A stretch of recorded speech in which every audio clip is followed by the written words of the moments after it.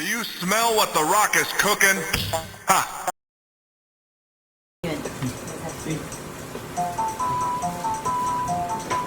What's up, guys? Welcome back to another video. Special guest, my mother is she's going to be helping us make pizza today. So let's get to it. Alright guys, so what I like to use is crushed tomatoes grown in the USA. I know artificial preservatives. I'm just reading it off the tin at this point, but yeah, it's pretty it's kind of almost liquidy, but not very liquidy. It's also paste. So what you want to do, you're gonna grab the spoon, put it in, pretty much scoop it out, and just spread a bunch of sauce all over your pizza. Make sure it's nice and even. It's not too thick of a sauce, so that way if you don't like your sauce too thick and you don't like it too thin, like tomato soup, this is pretty good.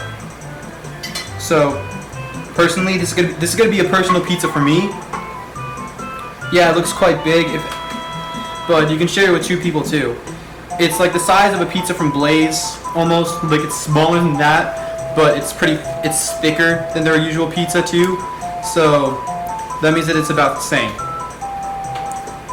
when it comes to bread and thickness. Now, hold on, Mom, is this gluten-free? No, that one is not. This one is not gluten-free, you guys. But I think you can get gluten-free, right? You can, yes. Yes, you can get gluten-free for those of you who eat gluten-free. Shout out to my mom. Thank you. So, when you're making this pizza, you can pour out the sauce how you want. I like a lot of sauce personally, so you saw how many scoops I was taking out. So, I like a lot of sauce, but I also like it perfectly balanced. So if you don't have it perfectly balanced the way you want it to, just let me get the spoon. So to get the spoon of the underside, sorry, there was like a thing right there. My phone said low battery. So you gotta get the underside of the spoon and move it around like this, because the underside is more groove and it can help, like it's pretty much a giant groove, and it can help regulate really thick liquid like sauce. It's not even a liquid, it's like a weird paste at this point, but that's what makes it good. So next is the cheese, which is an exact science, so pay attention.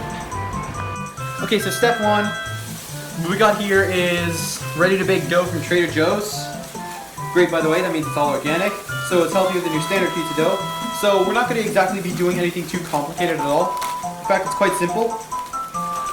What we're going to be doing is that we're just going to put the dough on the tin, and we are going to stretch it as much as possible. Pretty much knead it. So you're gonna take your hands, you're gonna knead it like this. You wanna make sure that your hands are washed before you do this. So don't worry, I wash my hands. I always make sure before I cook, I have to wash my hands, otherwise things get really bad. And make sure that the tin foil on the pan has olive oil on it, so that way the pizza doesn't stick to the pan. Otherwise, it's just, no, it does not work. So see how my hands are doing things. You just stretch it out. Pretty much play with it like it's a weird Play-Doh silly putty thing that you're gonna eat. So once you get a proper shape going that you want, I'm not done yet, so pretty much what you're gonna do is just lay it on the pan. I am going to try to make it as circular as possible, but also even out the dough in some places. This is gonna be slightly large, so it could feed up to possibly 3 to 4 people. So once you got that done, just put it over here. And you gotta want to stretch it on the tin foil as well, if you need to. Remember, this dough is sticky. And it's so sticky that it's wanting to pull itself back. So you want to make sure that you don't exactly tear it up. You want to make sure that it doesn't have it's not bound to itself.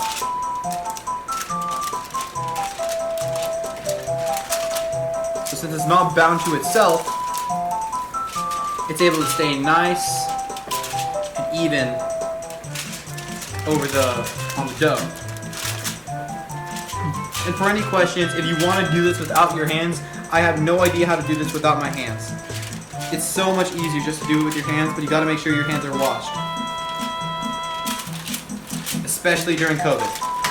Otherwise, things get very, very ugly. As you know. So anyway, this is pretty much what it's going to look like. Yeah, it's pretty beautiful, right? I like to make sure that where the cheese in the sauce is going to go is kind of lower than where the crust is. So that way, if I want to, I can stretch the crust over itself and make it stuffed crust. But we're not going to do that this video because that's a bit too advanced for you guys. Do it in another one later. So next on is the sauce. So guys, this exact science is actually the exact science. You want to make sure that the pizza to sauce to bread ratio is perfect. Otherwise, it'll just taste too cheesy. Many people argue that that's not a thing, but believe me, that it is a thing. So, I'm going to be using Trader Joe's mozzarella. Now, to be sanitary, you want to take the scissors and cut a slit into it if there isn't one for you to open it by. Do not bite into it. Do not bite into it. You can't stress that out enough. Trust me, it messes with the zone. So then you take some cheese. Gotta make sure that it covers a nice portion of the tomato sauce. Make sure you leave room for the crust so that way you have a handle to actually hold the pizza from, unless you want to eat it in reverse. In that case, comment down below how you do it and post a video on how to do that, because that would be pretty cool. If you know how to eat it, pizza in reverse. So now that we have our cheese, yes, it is a lot, but we are not done yet. We're going to add another part. Now this is just regular mozzarella. This is fresh mozzarella, or wet mozzarella, but it's known as Ovolini. So Ovolini is kind of wet, like, you know, it's wet cheese, because that's what keeps it fresh. So what you're gonna want to do is that you're gonna want to tear open the plastic, and you're gonna have to grab it with your hands, pretty much grab a chunk out. See, it's meant to, it has to be moist, otherwise it doesn't taste good. Or it's just mozzarella. I don't know how that works. I'll look that up and post it in a video of how it works. And then you just grab it by the hands, and it doesn't matter if any of like the liquid gets on your pizza because it's literally just cheese. That's part of the cheese. So you gotta grab it with your hands, and yes, your hands will get a little dirty with this. So fair warning. You grab it, make sure it's spread it evenly, and it's not like shredded mozzarella. It's a lot harder to put things around because it's not only wet, but you also have to break it. So now that we have the fresh mozzarella done, it's time for the Parmesan. You guys are thinking, oh, shredded Parmesan, same as mozzarella. Actually, no. We're doing this old school. We're gonna take a cheese grater, and as you know, there's several sizes of the cheese grater. There's thick, there's ultra thin, there's thin. Personally, I don't know which one I'm gonna use. I'm thinking about using the thin side today, so you quite literally just start grating the cheese over your pizza. And you guys are probably thinking, that is a lot of cheese. Well, that's how I like my pizza. You guys can customize this however you want. I don't like putting mushrooms on my pizza. A lot of weirdos do. I'm just kidding. A lot of people do like mushrooms on pizza. People like pineapple on pizza. People like different things on pizza. So this is just the basic cheese pizza and how I like to do it. The topping is just cheese, and more cheese, which is honestly perfect for me. That's my opinion, though. So once you have your shredded mozzarella on, your Ovolini mozzarella on, and your Parmesan that you hand shredded, so that way you could put it over neatly, it's time for my secret ingredients. And I mean secret, I mean quote unquote secret. I like to add a little bit of trickle of olive oil and spray it on my pizza, because olive oil tastes amazing. Then I take some salt, grind it, put it in my hand, and sprinkle a little bit on my pizza, like so. Although this salt shaker didn't put enough. Now it's enough. It was like pretty much just a pinch of salt. What I did first was half a pinch. Then oregano leaves. Perfect. Now you can do this in two ways. If it's the Stone Mill brand with this, you can just sprinkle it like so. Or, to be more exact, you can open this part up, put some in your hand. I personally like to do this more, and then perfectly balance the oregano. Make it a nice even rain of oregano, to say. That's a bit too much. Now, remember, what you add on your pizza is totally up to you, but I would like to ask you guys to please balance out what you put on your pizza. Otherwise, it's going to taste terrible and it's going to be overly spiced. Now, you can see this beauty right here. It just put shredded mozzarella, like so. You got Obolini mozzarella, you got your Parmesan, and you got your sea salt and oregano. To me, this is picture perfect, so it's time for me to put it in the oven. Now, Mom, how much do you say that we put it in the oven for? 350 until it's golden. And You heard the her. oven is hot for you already. You heard her. You just got a preheated 350, but because my mom's a legend, she preheated it first, so it's preheated, it's at 350, and you just gotta cook it until the crust is golden, until the cheese is perfectly level. However, this is not gonna be perfectly level. It's probably gonna spill over to the side, knowing this amount of cheese. So I'm gonna put it in the oven, and I'll get back to you guys on how it goes. But first, I would like to get into the specifics. What rack do you think we should put it on? Middle, top, top. Not too close, but it's hot. All right. Now, would you like to explain to the audience why top?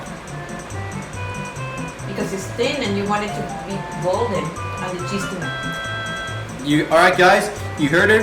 There are specific reasons, and how thick your crust is, how much cheese you put on it, and the oven racks. All of that is intertwined, and it really depends on how you want your pizza to be cooked. Personally, I'm gonna have it golden, nice and level. The crust is not that thin. It's actually pretty dang thick, and I'm talking all caps, 3 I's, 4 C's, Q-U-E, and 4 K's at the end.